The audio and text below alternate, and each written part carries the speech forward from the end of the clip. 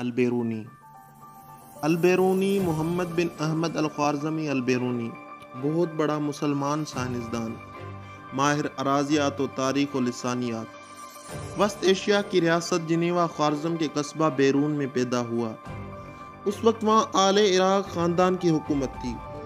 شاہ خوارزم احمد بن محمد کے چچا زاد بھائی ابو نصر منصور بن علی نے البیرونی کو اپنے سایہ عاطفت میں لیا اور تعلیم دلائی۔ کچھ عرصہ بعد جب آل عراق کی حکومت ختم ہو گئی تو البیرونی ترک وطن کر کے جرجان کے حکمران قابوس بنو شمگیر کی دربار میں آ گیا۔ 995 عیسوی میں البیرونی جرجان پہنچا اور پذیرائی حاصل کی۔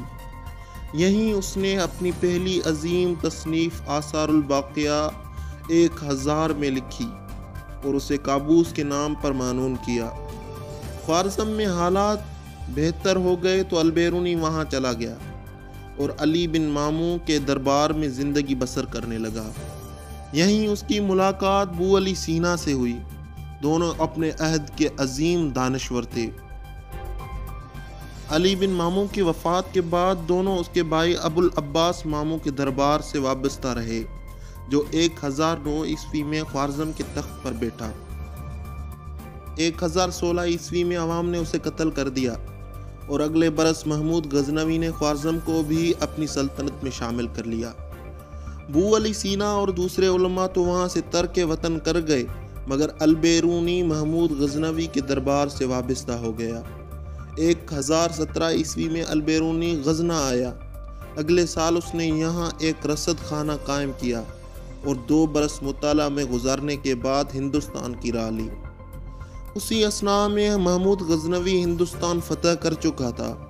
البیرونی نے یہاں زیادہ تر وقت اجمیر میں گزارا۔ یہاں ہندوستان کے مشہور ہندو عالم اور پنڈت جمع تھے۔ البیرونی نے ان سے قدیمی علوم اور سنسکرت زبان سیکھی، نیز ہندی تہذیب و ثقافت کا گہرا مطالعہ کیا۔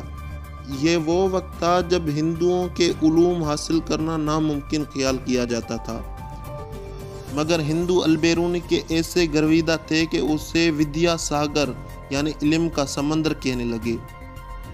البیرونی نے ان کی مذہبی کتاب بھگوت گیتا کو عربی میں ترجمہ کیا۔ اس کے علاوہ ہندی تہذیب پر ایک کتاب الہند لکھی۔